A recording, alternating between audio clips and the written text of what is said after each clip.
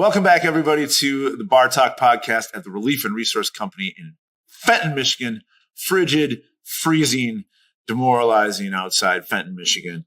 I'm your host, John Foley, coming to you live from Relief and Resource Co. with my co-host, Mark Miller. Hello. Booms. Hi. Yeah. And we're talking about gin. And this is Gin Part 1. We're going to focus on London Dry and the history of gin, and then pack in all the new aromatic and botanical gins that everybody's so hip about, crazy right now. Hip and jive. Yeah. Just next time you make my drink, make sure it's real fresh and put a whole plant in there. I don't care. Cucumber, if you There's a whole cucumber, yeah, and it really do root to glass. So it's the dirt and then the gin. That seems like a really unnecessary garnish. But we're going to do this again. Part 1 is London Dry and the history of gin, and saving the botanicals for the future. Also, thank you for tuning into iLogic Media, our media production company. Check out their other content on. Is it just on the streaming services now where they're existing? There's YouTube, ilogicmedia.com. Which is going to be Spotify. Yeah, okay. All right. Apple Podcasts, all that fun stuff. Yeah. All right, cool. So definitely go to that. We're going to end with a cocktail. We are. Yes. And we'll talk about that for a little bit. And yeah. So why don't we dive in, Booms? And you've got the research. I've got some history to talk to you about, you guys. I've got some history specifically in Belgium to start with.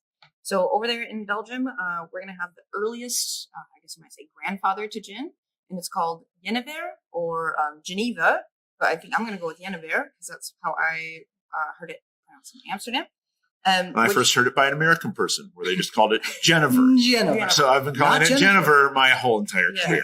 One of the things is, if it sounds like Jennifer, you're probably close. Yeah. Pretty close. I can see that. So it was originally distilled from malt wine. It sounds like Jennifer after you've had a lot of it. Probably, yeah. Give me some more Jennifer. I have 4 Jennifers and just a beer. It's a little beer. Only 4.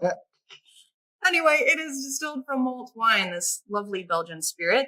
It's distilled to about 40 to 50% ABV, which is very strong in the 16th century. So you might understand it becomes incredibly popular. A lot of times it's described as tasting like a cross between whiskey and gin because of the sweetness from the malt.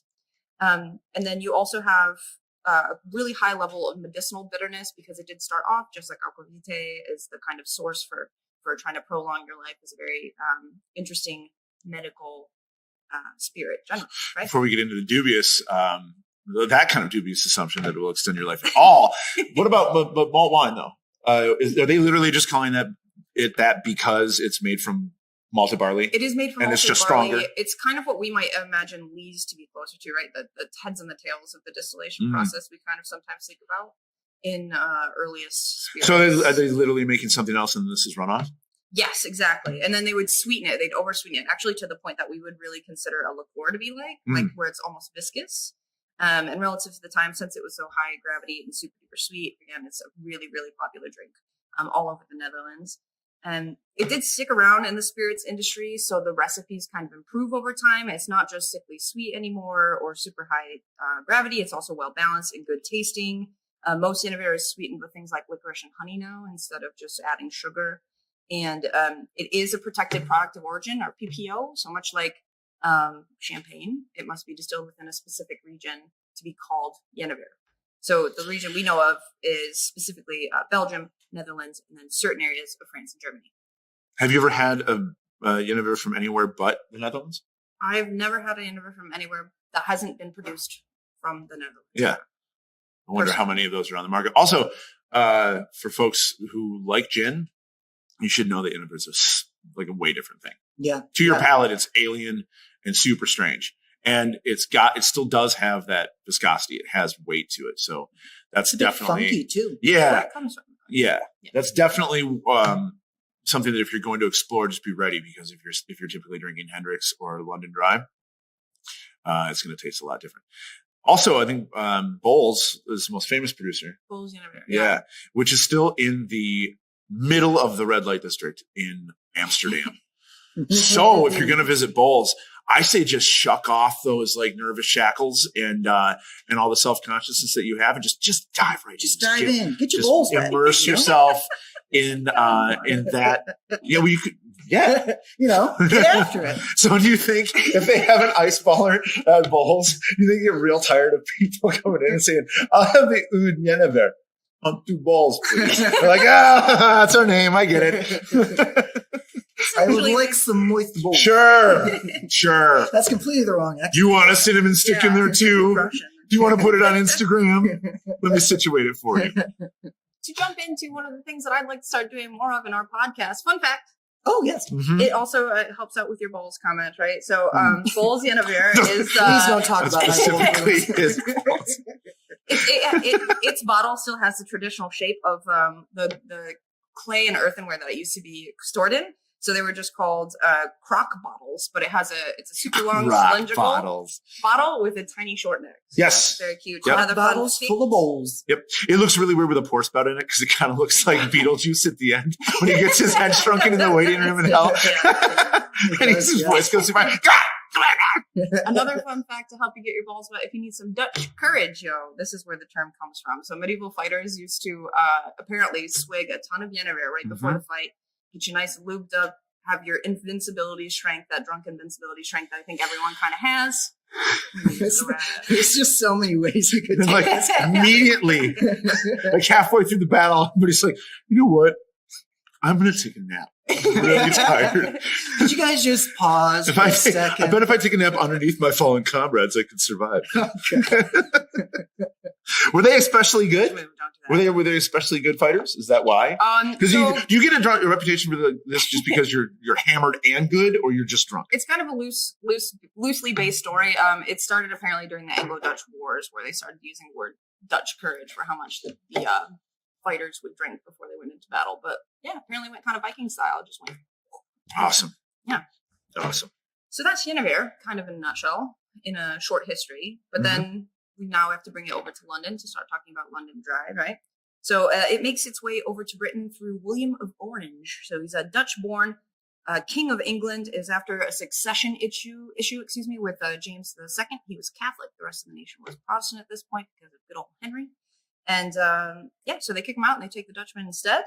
And he takes the throne and he quickly imposes taxes on Catholic countries as well. So things like wine and cognac, which you get from France, or certain regions of Spain would be producing wine. Convenient that then his country of origin's product are not taxed. Not at all. No, let's just bring all that stuff in. Bring in that Dutch Jenever instead. And you see this all over Europe too. Like this is in the 1700s. Yes. Right. So I was just going over this massive podcast about Rasputin, and come to find out that I didn't know that the Romanovs, Queen Alexandra, was German-born, but raised in England. Yeah, and you forget just how completely incestuous the whole entire European monarchy and aristocracy was. Where else are you going to go for other to get your boils wet? People? And if you're the if you're the Dutch-born second son of whomever, what's your career path?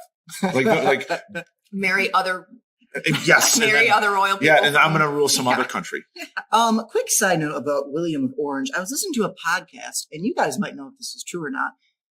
Carrots were not inherently orange when they were first started being grown. Yeah, they were like someone genetically modified them to present them to William of Orange as an orange vegetable. Is this true? I think they were more like parsnips, right? Yeah. They would be like yellow and white and kind of a pale color. And then, they were, I don't know what they were enriched with. I assume. To present William of Orange? To present to William of Orange. I know how I'll really impress the monarchy. I'm going to genetically alter a vegetable to his favorite color. Yeah. Again, this could all be hearsay. I don't know for sure, but yeah. Also, Soldier of Orange is a really good movie with Rutger Hauer.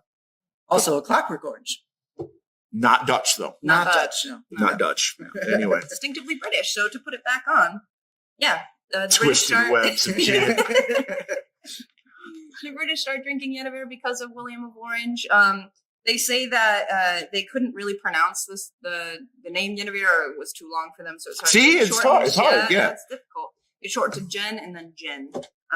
So that's what we call it today. I wonder if that's where the name Jennifer came from. You think? Also, if you're out on a date with somebody named Jennifer, don't drink so much Jenever that you just start calling her Gin. Come here, Gin. Anyhow, Moving on. Over time, the consumption of gin is higher in the UK than it is in the Netherlands. So its style is more populated in the UK. It gets super popular in London, and as it develops, you start to get a specific style in London. So is that partially to do with just production? Like, if you stop making malt wine, you can just distill 4 gin. Yeah. And botanically flavor, and you can crank out a whole lot more of it. Right. In the UK, they don't care necessarily for the malt wine style of it, but they do still like the botanicals. They like the high gravity, and they like that kind of clear and refreshing taste of the spirit. So like that starts to come through in what you're getting in the UK, as well as different variations. So London Dry is the later one, you might say, compared to Old Town, which is one that is still sweetened and is still made with malt wine, but is a little bit more refined than what we had been producing previously, excuse me. In the British history, you also get this period called the Gin Craze. It is around the 1700s. And there's a huge class divide growing in Britain. So if you know British history already, you know that you've got your kind of aristocracy. Thank you. Aristocracy, your aristocracy. Yes. Gin Craze. Your landed gentry, your folks who make a lot of money, and your folks who make very little money. And at the time in the city of London, gin is actually the cheaper of the spirits to drink. So you've got immense popularity growing with the lower classes. The less cheap version of good spirits to drink or good alcohol to drink is beer. So most of your like merchant classes and above are drinking beer. Even higher than that, they'll still be getting cognac and wine, and they're just willing to pay out the nose for it because of those taxes, right? So William Hogarth is an artist, and he's a 16th century British artist who has 2 prints that really, really well illustrate this class divide. And he has them titled Gin Alley and Beer Street. So we'll send John Cole an insert so he can pop them on the screen. We'll pop those pictures up if you like. They are hilarious. They're absolutely hilarious in their blatant propaganda for beer and very against, obvious what you against think gin. about. Yes. Like, oh, Hogarth, come here. I know what we're gonna do as brewers.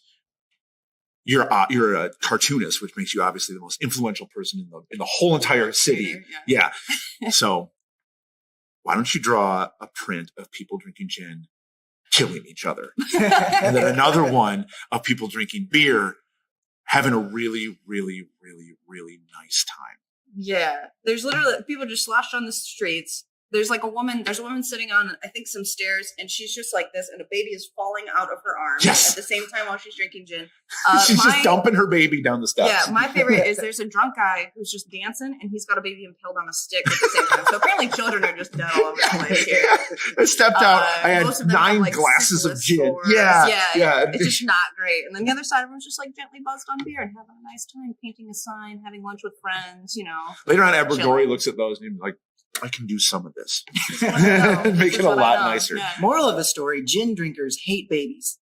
Yes. So. I mean, I do believe gin was called Mother's Ruin for a while. Yeah. There's a punch. I think Death & Co. did a punch called Mother's Ruin Punch. Named after which this. is an awesome name for a punch. But yeah, it's super cheap. You're just drinking it in glasses, and it's all you can afford to drink because you're super, super poor.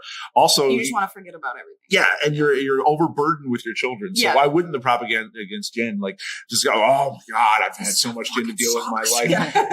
I'm just gonna throw this whole baby away down this flight of stairs. Meanwhile, some guy from the beer thing comes like trotting through it. I'll catch you, baby. Come on. Let's go, man. Come here, Jennifer. Let's go, man. A pint. Oh, this typically, by the way, this kind of like a point in society lasts for about 40 to 50 years. I mean, it's exaggerated in Hogarth's print, but it is basically like this in minutia. Where at least 3 babies got dropped down flight of stairs per week for 40 years. More, yeah. And eventually the government does step in. They decide to tax it because that's their best way. This happened with whiskey. We talked about in our podcast before. So gin becomes crazy expensive. It goes underground. It starts getting distilled with things like turpentine and like sulfuric acid. And it's actually another term comes out of this called blind drunk. Blind comes drunk, from gin that was being produced underground. Yeah. Yeah. Can you imagine what that tasted like? Yeah. Literally turn you blind. I haven't been out drinking. Yes, I know you have because you smell like turpentine. Also, all the stairs were foam at this point too. In case you, the babies just gently bounce down. Yep. Well, after these 40 or 50 years, they caught on. They're like, all these babies are falling on their heads. Yeah. All the stairs made of foam. And everybody was fine. Well, things get dangerous when they go underground, but they also get super fucking rad. So you do get kind of this underground speakeasy vibe with Old Tom Gin, which I had mentioned a little bit before. So they were getting it from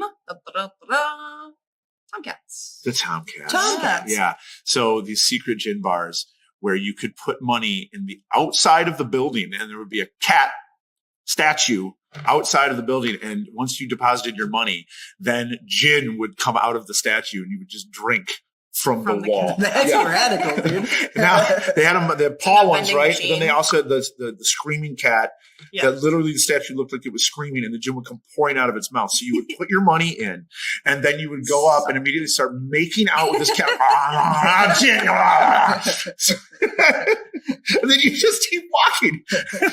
We should do that here. People can put money into the Pringles And then door. the Pringles guy. Somebody suggested that. No, Pringles I'll just pop my head out and I'll have gin in my mouth. I'll be like, You'll just motherbird that out to somebody. Yes. Yeah, motherbird it. Yep. Here you are. Actually, you're the best one for it because your beard will trickle. Yeah, we don't need napkins or anything. I would imagine that many men were clean shaven because you can't just go up and make out with cat gin, cat mouth gin, and then go home. You couldn't get the smell out of your beard. Jennifer would not like it. She would not approve. She would hate it. Let's workshop it, guys. We'll think about it. We'll workshop I need a stonesmith. Well, it goes underground. It becomes Old Tom Gin, but in general, they stop like cutting it with turpentine, and it starts to become a product again where it's popular and enjoyed, and it gets a little bit of like a debonair feel to it as well. And modern day Old Tom Gin is just softer. Much softer now. Yeah, much softer now. When you get something like a Heyman's Old Tom Gin, it just kind of tastes slightly sweeter. I mean, it's not gin. You were mentioning that before. And you've got to remember that these days it's real tough too because a lot of things that are Old Tom are also barrel aged. Yeah, there's a distinction between barrel aged gin and Old Tom, which is often or also barrel aged. Yeah, but you'll see people call their Old Tom Gin barrel aged. Yeah. Well, they call their barrel aged gin Old Tom. Gin facts. Yeah. Well, I mean, just if you're looking to like get something that you're going to try to emulate a cocktail from like a long time ago and it calls for Old Tom, that Tom Collins, which is what the drink is basically named after, isn't going to taste the way it did with like a barrel aged sweetened gin. Originally in the Tom Collins, did they use Old Tom Gin or? So in the original one, they did London use Dry? Old Tom, and then it would be topped with champagne instead of soda. Wow. And the name they could party. Yeah, they could. It came from a newspaper article that was ran, and it was a hoax, actually. So they did use Tom as the reference to for the Tom Collins and the Old Tom Gin, but Tom Collins was somebody who was said to have been like spreading rumors around town, and the newspaper was like, tell us where you can find Tom Collins. We want to get this guy. We want to get this baddie. Look in the cat's mouth. Send in stuff in, and he didn't exist. So then they would just they'd print the things that they wrote to them and then be like, look at this idiot. Doesn't know Tom Collins isn't really a guy. It's not really a guy, you know? What a crappy These day. facts. Never even found him because he wasn't real. Anyway, here's 2 shillings. Much better now. Oh man, Old Tom was some good stuff. Yes, it was. It was some good stuff. In the 1830s, though, it does get considerably less sweet. You get more of the kind of bittering agents coming back in from the original medicinal spirit, you might say. And it does last about a century. So from 1830 to about 1940 is really when you're seeing the London Dry spirits coming out of the distilleries that we're probably going to mention later, and you might know of already. And this is cocktail applications now. For exactly. real. Moving from, maybe not in the UK yet, but definitely moving from just punch to cocktails. To things that we might recognize closer to like a martini and things like that. Martinez. Sort of. Yeah, because vermouth is later in the night. It was like late 1800s. Mm-hmm. The vermouth craze, which comes in. Was so sophisticated. Nobody put a print out of the vermouth craze. Yeah, no babies were falling. That's good. most of Oscar Wilde stuff could probably be, vermouth craze. So he's always drinking hock and soda. Oh yeah, absolutely. Yeah. So that's the culture that comes from the vermouth craze. But thankfully, no babies impaled. Very chill. The vermouth craze. Yep. We've mentioned babies way too much in this podcast already. Babies and balls. Because it's such a stupid part of the print, right? Yeah, I mean, that's the most blatantly most blatant propaganda part of the print. Yes. Right. Is that, look at Gin's this. no good. Look at this mother. Yeah. This is what happens if you drink gin. That's what kind of mother does this? This is what will happen to your babies. So 1914 is a very distinct year. It's when gin goes down again, and it's not actually because of lack of inspiration for drinking gin. It's due to the war. All the grain gets sent to the front to start feeding cattle because they're no longer importing grain from elsewhere to do this. You've got to take it straight from home. So distilleries literally can't make anything from nothing, make something from nothing. So yeah, some of them start shutting down, or they just get put on hiatus. Then there's a brief pause, and the war starts again. Because Europe is just burning. Europe, yeah. At this point, World War II, they have grain now. They've started producing. There's larger farms. They've started learning how to produce greater amounts. They've got more industrialization when it comes to farming and equipment. So the Second World War stops it because, literally London has got bombs dropped on it every other day. So not like skipping ahead too much, and if we are, you can tell me. But what would we classify as like the actual golden age for London Dry? It's later, isn't it? It's a little bit later. So it does come from the mid 1800s and then comes back again right till about 1914, and then the gin craze. Consumption. I saw it in your eyes, Foley. Yeah, sometimes you have to talk really, really fast. Okay, so here's a good way to describe it. Spirits are culturally cyclical, right? Yes. Sure. So gin is super popular. Rye is a really good example. Yeah, rye is a super good example. But for gin, it's basically like during the pre-war era, and then it does come back post-war because there are still distilleries like Plymouth and Beefeater who are still around. They haven't gotten blown up. And they do still like to produce it, but it starts to become like your parents' spirits at that point, right? And you always rebel against what your parents drink. Yep. Right. So men coming home from the war, this is also when Scotch starts to become a bigger influence. So they'll be drinking Scotch, but they'll also drink gin. Sometimes gin is known as like a lady's spirit because it's a little bit lighter, and Scotch is getting more influence here. Yes. And so as it goes on, in the kids of the people who went and fought World War I, World War II are starting to switch into these other spirits. Like vodka. It does. Yeah, it comes back down again. So there's another good one, example of that, which is maybe worth an examination at some point, is brandy. For us, because you see it happening in like the 40s and 50s, but then it doesn't. It literally almost takes like hip hop culture to bring it back in like the 80s and the 90s really, but yeah. And then you had it rise up again, and then it goes away again, and then it comes back again because of craft cocktails. Yeah, exactly. So our craft cocktail boom in the 90s, obviously, you just mentioning, kind of brings about vodka because there's kind of Russian influence there. But there's a second gin craze, or a more modern gin craze, which starts around 2010-ish, like 2009 to 13, they say, is the kind of the sweet spot when all those Spanish-style gin and tonics. And just like the those explosion of botanical. Huge botanical. Because I remember before that, it even seemed like Hendrix was a cute brand. Like it was cute. Like you didn't see it that often. Like, they got that neat little cucumber gin. Yeah. And then all of a sudden, Hendrix is like everywhere. And producing like a limited release gin almost every year. Yeah. But we'll talk so much about Hendrix in the next show. We can save it for then. Yeah. So that's kind of the history of London Dry and how it becomes popular. So now we've got to kind of talk about what is London Dry and what specifically is juniper, because juniper is what influences dry gin especially, but technically all gin, right? Mm-hmm. So yes, because it can't be gin if you don't have juniper in there. And it's so strange because we saw people getting into gin, and especially people who are older, in their 40s or 50s, older than you guys anyway. But they would have had gin once or twice, and they would have had probably a cheap London Dry and hated the way that the juniper was integrated, and then therefore still think that all gin tastes like that. Right. And the one thing that we always get the most, and every bartender gets this, is pine trees. Yeah. But gin doesn't really taste like pine trees. Not necessarily. Well, sort of. It is the female seed cone of a juniper tree. So in a juniper, it does look very much like a pine tree. It's shorter, it's more bush-like than a tree, but it's got the like needles, for instance, that we think of, and very wintry. I think of it like a pine tree. Do you? Yeah. The juniper berry is more well-rounded than just straight up pine sap. Yeah, okay. But you get those flavors, in my opinion. Sure. But when they distill it in gin, it's the actual juniper berry, not like pine needles or something. No. Yeah. I feel like a lot of people think that they're literally taking like pine tree needles and distilling it in the Not gin, unless which it's is like not. marketed botanical gin that Yeah. uses pine needles. Yeah. But yeah, the only there are ones that do that. Like St. George has that one that's like, oh man, I forget the name of it. Maybe I'll have to look it up for the next one. But they have like 3. I think it's called the Terroir gin, and it's gnarly, and it's been literally distilled, I think, with sage and Douglas fir. Really? And if you want to taste one sage that is a common, really tastes like that, like a tree, that gin tastes like a tree. Yeah. All right. I'd give it a go. It's good. Well, it makes me think of what is that Shorts beer? That is The Spruce Pilsner. Spruce Pilsner. Yeah. Yeah. That's That's a good beer. it's so good, but it's That's a very like good beer. aggressive and in your face with that spruce kind of flavor. I've 100% done a beer in a pour with that beer and Oud Jennifer before. Oh yeah, that'd be good. Yeah. It was good. I like it. I like that idea. Mm-hmm.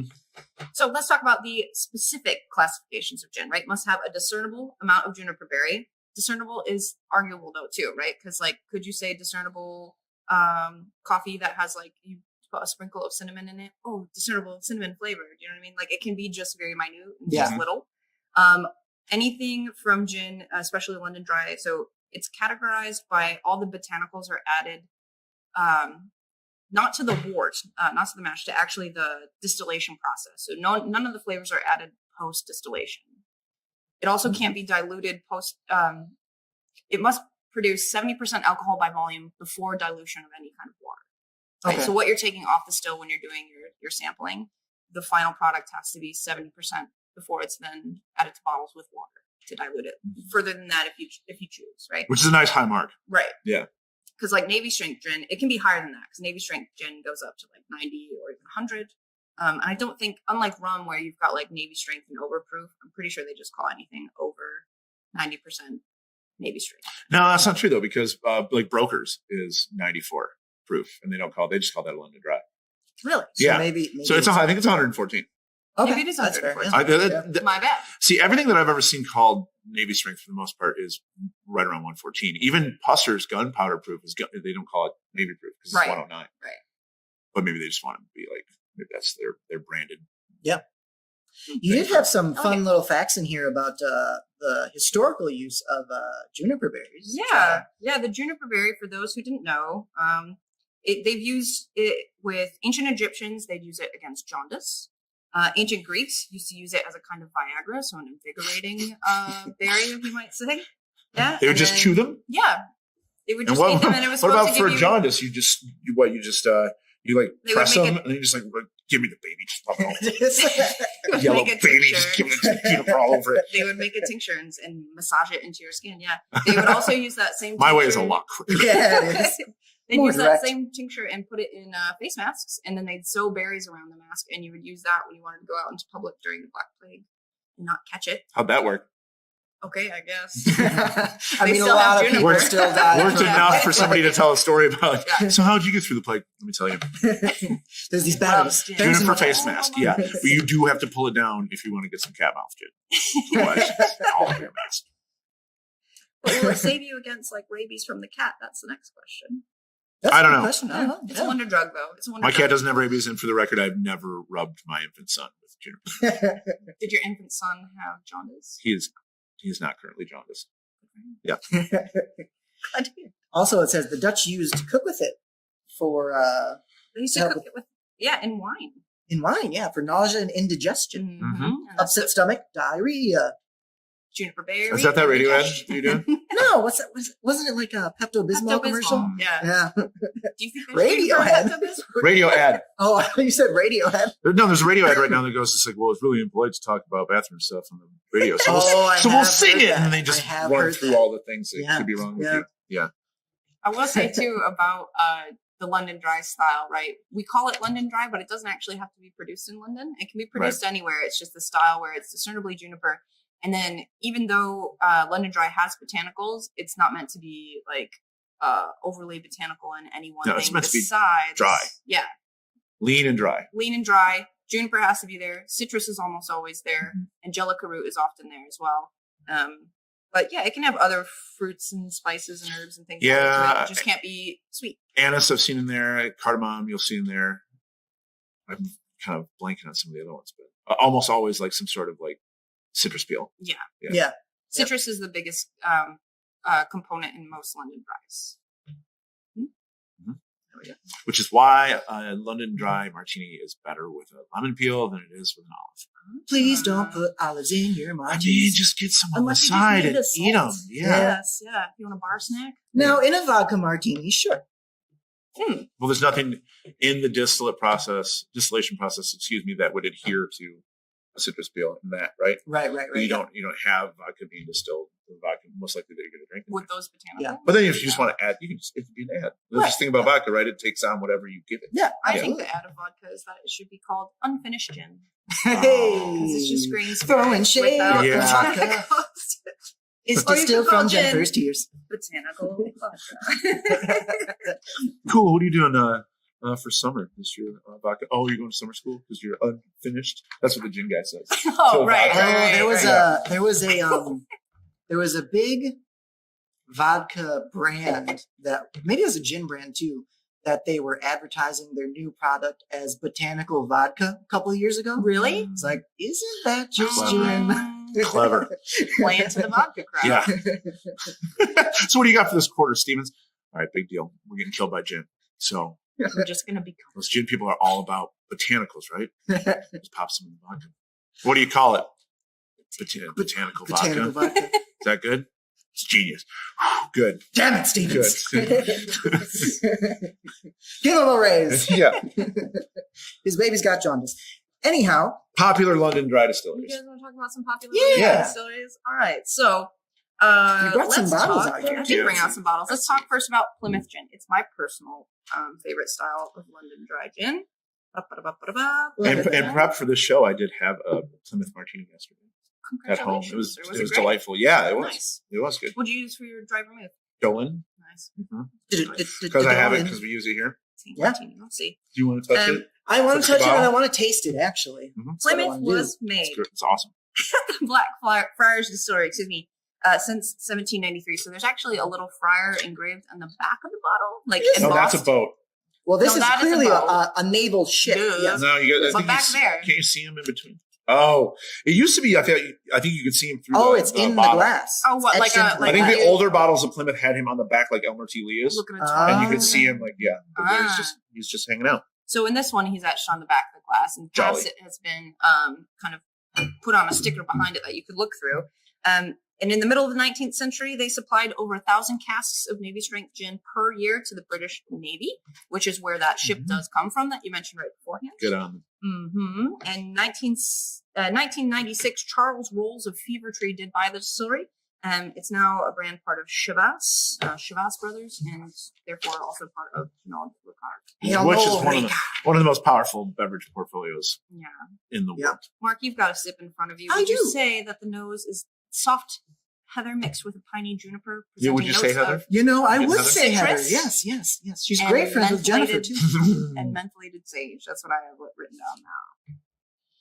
Booms, I like to think you have an impeccable palate. And yeah, I do find all of that in there. Also, too, a very present citrus note on the back end as it dries out. Yeah. Lots of like lemon peel. And this is a little bit, this is 82 proof. So 41% alcohol by volume, which is softer than a lot of like other London dries. Yeah. So I noticed that when I was drinking that martini, Mhm.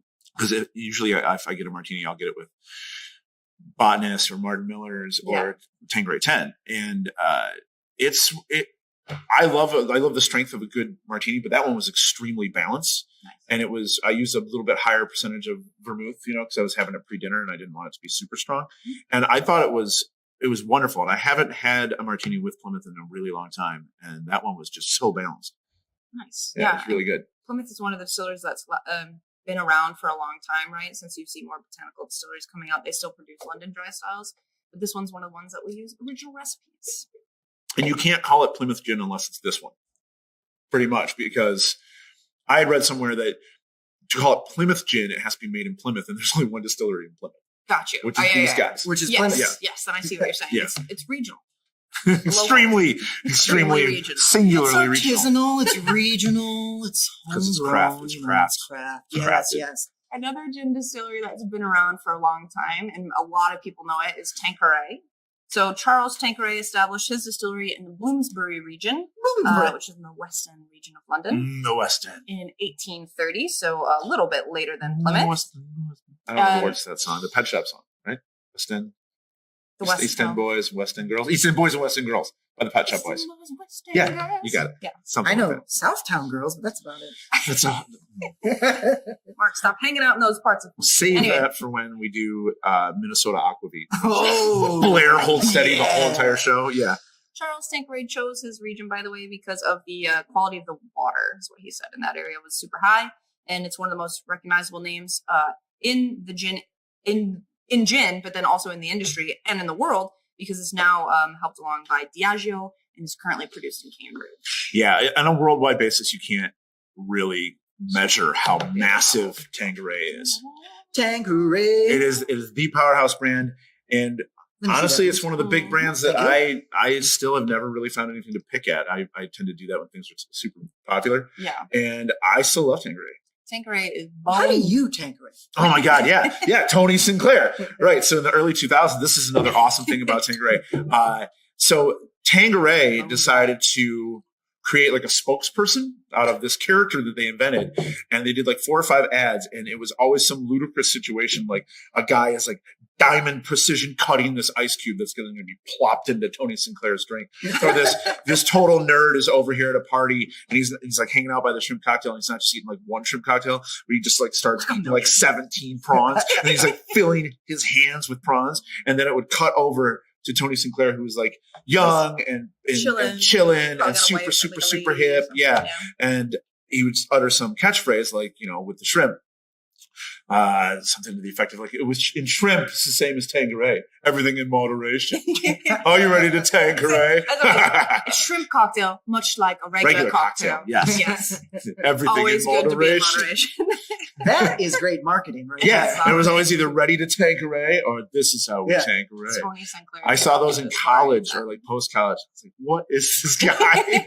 So I think about it every single time. That's how advertising works. I think about it every single time I drink Tanqueray. It's this dude mugging at the camera saying it. Yeah, Yep. Yeah. that's good. And then Tanqueray 10, which we all know as well, right? So Tanqueray and Tanqueray 10. The biggest difference between the two is the addition of botanicals, right? It's 8 still botanicals called- instead of 4. Yep. Still called London Dry. So you've And it's got, Tanqueray 10, but not because of the botanicals, because it was the recipe number, I think.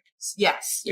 I Citrus, would like to make a little junk. tasting aside on this too. I feel like Tanqueray for a lot of people has this connection in their mind of it being super just like piney or sprucey or junipery or whatever, but it's actually on tasting it by itself, it's very sweet.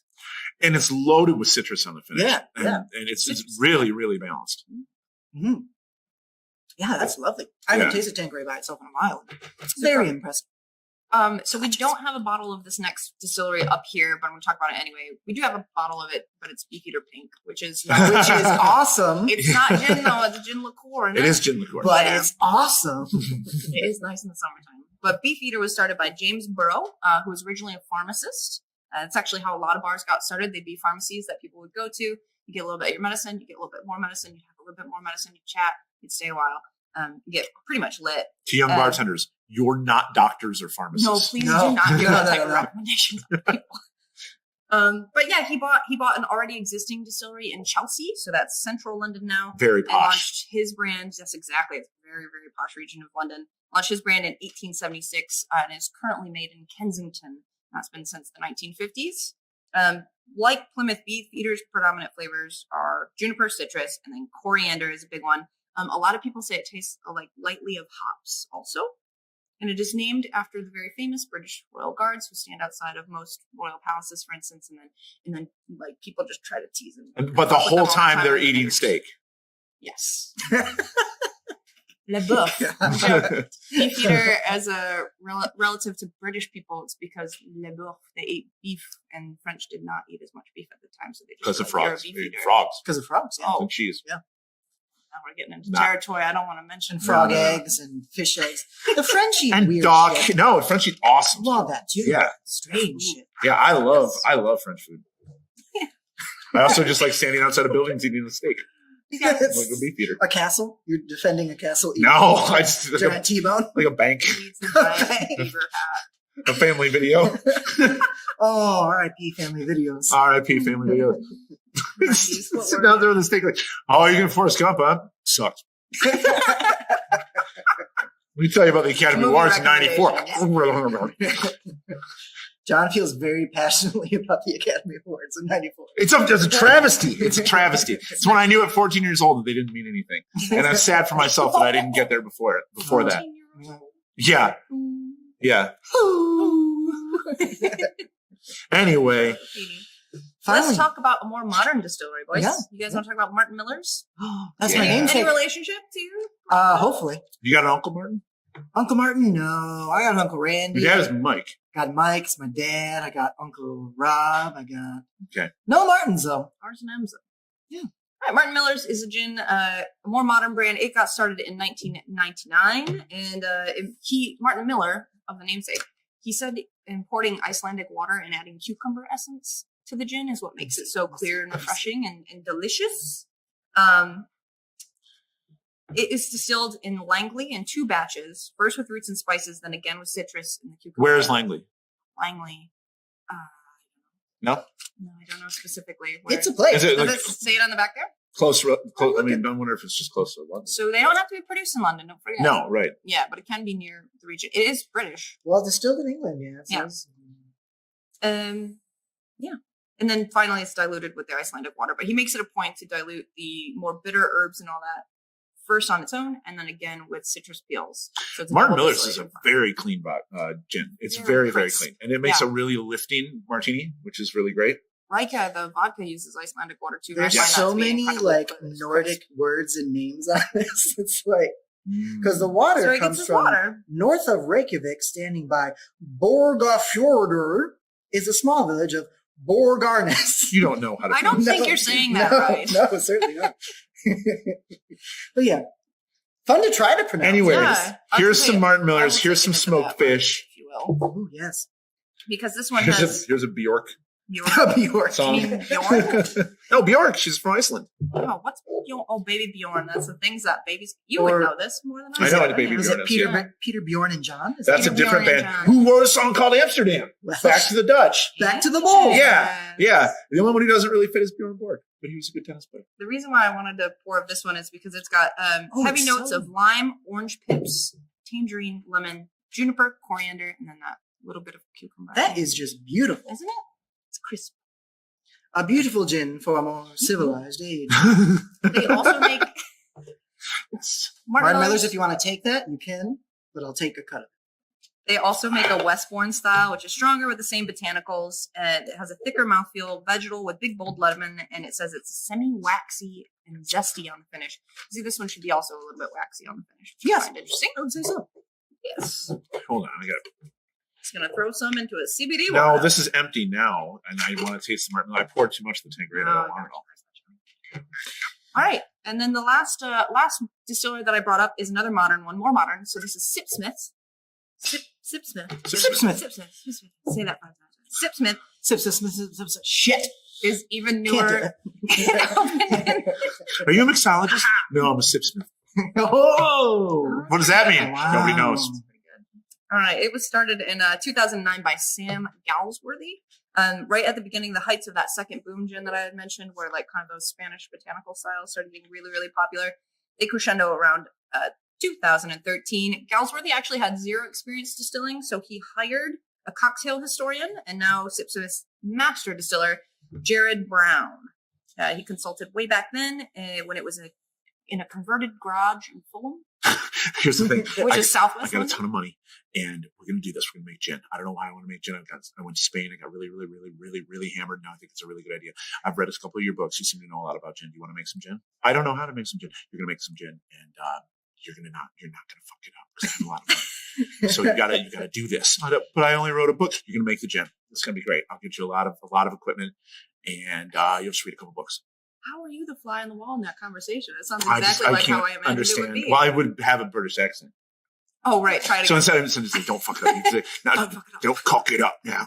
I can only do a gangster. You can only do Yeah. Southwest London. So. To be a fly on the wall in John Foley's brain. But like, that's just it's what's so interesting about it, right? Because you've got a cocktail historian.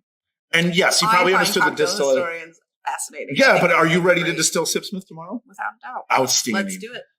Yeah. She's jumping in bowls first. I'm good. I'm good at a lot of things, but I'm not great at anything. Currently, Sipsmith is made in Chiswick, in a distillery in Chiswick, so just outside of London. And their historic origins keep them focused on that London dry style. So even though it was produced in 2009, when the height of the botanical boom was arising, they prefer to stick to that early style. And that's what's interesting right now. Like so many of the really up and coming gins or ones that they're newly well known are not true London dry style, because I think the applications for cocktails are so great that the botanical style is almost more utilitarian now for a lot of people. So, I think so. Bartenders are pulling those brands and people are getting branded to them because they're drinking them and shaking cocktails and stuff. Sure. Yeah. So there's a little bit of a paradigm shift. But I still find London Dry to be my favorite style, probably because I had it first and it executes my favorite cocktail in the most complete way. The martini. The gin martini. And I still always pull London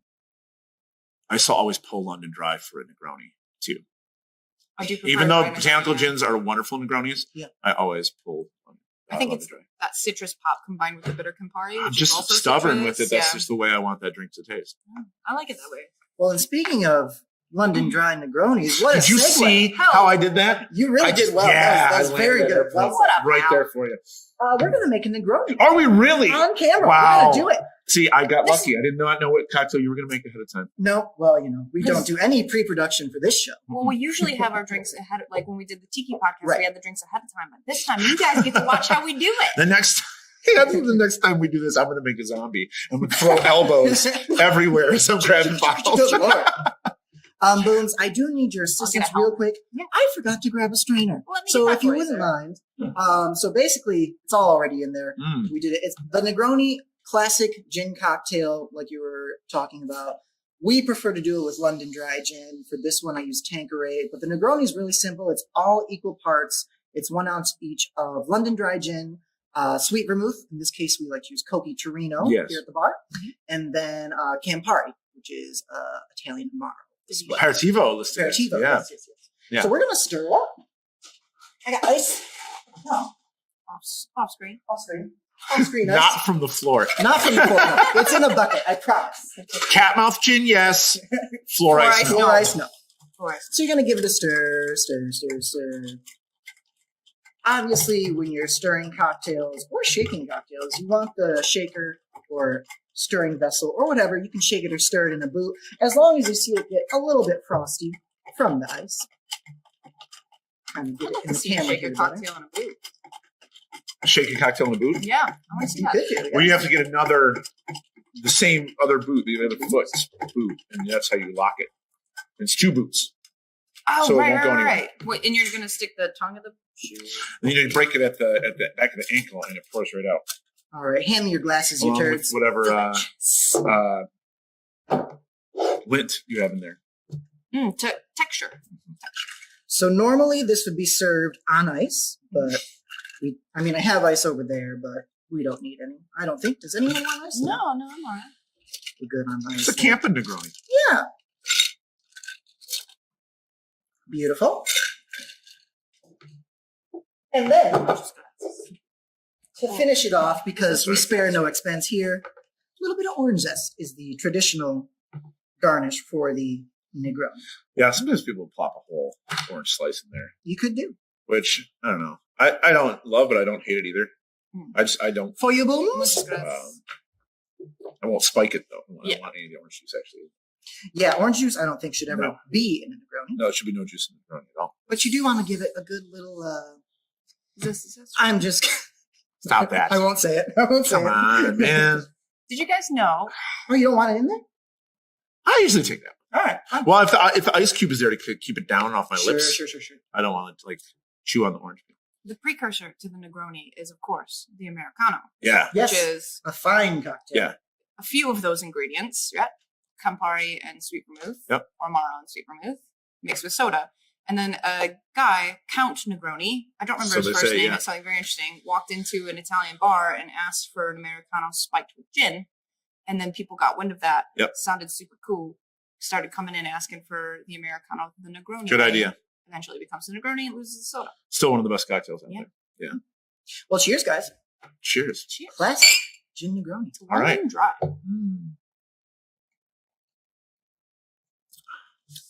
Yes. Such a perfectly well balanced cocktail. Really nice. Lifting, slightly sweet, nice and bitter. Bittersweet almost. See what I did there? You guys, That's a new word. It's bittersweet. Oh my god. No, I don't think anybody's ever said Hold that. the press. Yeah.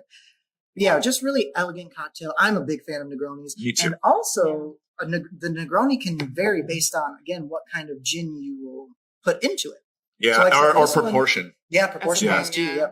Like I said, for this one I use Tanqueray, but Martin Miller's would be fantastic. Mhm. It might be a little bit more like citrus zesty, I feel like. And a lot of the Irish ones are really good. Yeah. Irish gins are really great. Yeah. Negroni. We'll talk about some of them next week. Our next episode. We're going to skip. Next gin episode. Yeah. Yeah, it's gonna be a Yeah, little Gin bit. 2 is probably going to be coming closer to the spring and summer because those Yeah. botanical gins are really, really great for that time of year. Now it's winter and London Dry Gin is very attractive. So, Piney Christmas trees. all right. Christmas trees. So that's London Dry Gin in a nutshell, In one nutshell, in a bowl shell. Mhm. A shell for your bowls. from a cat's mouth to yours. Cheers, everybody. Thank you very much for joining us for London Dry, aka Drunk Dutch Soldiers and Catmouth Gin. Hey. We'll see you next time. Cheers, guys. See you Cheers. next time.